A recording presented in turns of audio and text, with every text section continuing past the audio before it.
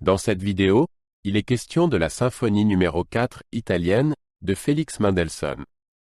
Je t'explique l'essentiel sur l'œuvre et sur le compositeur.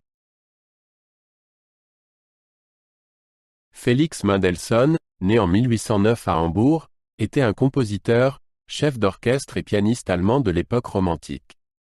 Dès son enfance, il a fait preuve d'un talent musical exceptionnel. Ses œuvres comprennent des symphonies, des ouvertures de concerts, des oratorios et des pièces pour piano. La symphonie numéro 4, également connue sous le nom d'Italienne, est l'une de ses œuvres orchestrales les plus connues. La musique de Mendelssohn se caractérise par sa clarté, sa mélodie et sa richesse émotionnelle. La symphonie numéro 4 en la majeure, op. 90, surnommée « Italienne », a été achevée en 1833. Elle est basée sur les impressions que Mendelssohn a recueillies lors de son voyage en Italie en 1830-31. Il fut particulièrement impressionné par le paysage ensoleillé, les villes animées et les fêtes populaires.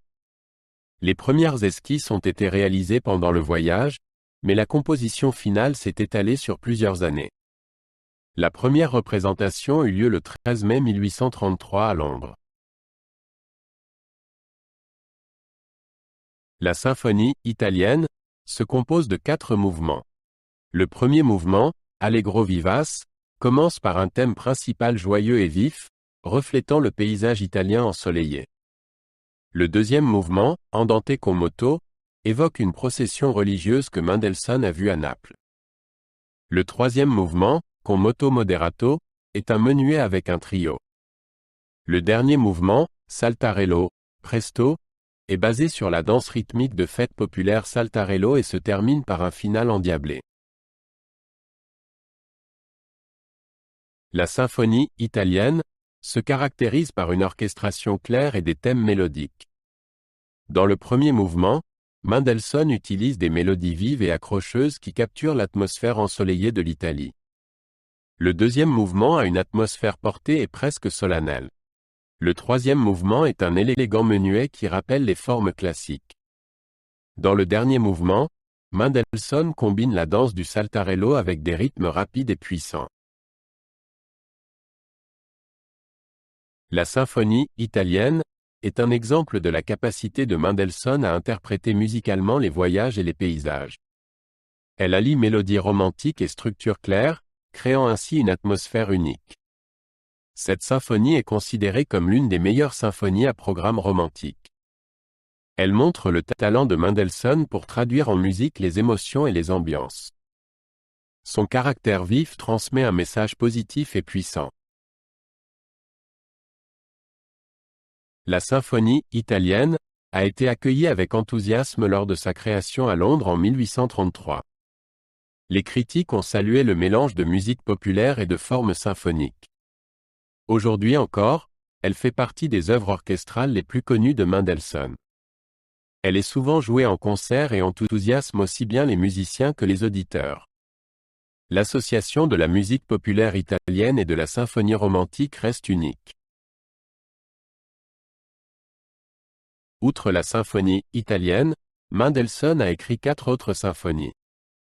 La symphonie écossaise est basée sur des impressions de son voyage en Écosse et est particulièrement mélancolique. La symphonie réforme montre l'admiration de Mendelssohn pour la tradition protestante.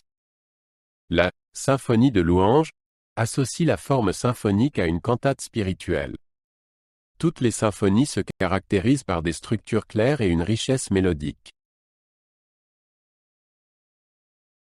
Pour la symphonie italienne, Mendelssohn s'est fortement inspiré de la musique populaire italienne. Dans le dernier mouvement en particulier, il utilise des rythmes qui rappellent les danses traditionnelles italiennes. Les mélodies du premier et du deuxième mouvement sont également influencées par des chansons populaires italiennes. Mendelssohn a ainsi créé un lien musical entre la forme symphonique et la musique populaire. La symphonie italienne est un exemple de la capacité de Mendelssohn à représenter musicalement la nature et les paysages. Le premier mouvement reflète le paysage ensoleillé de l'Italie.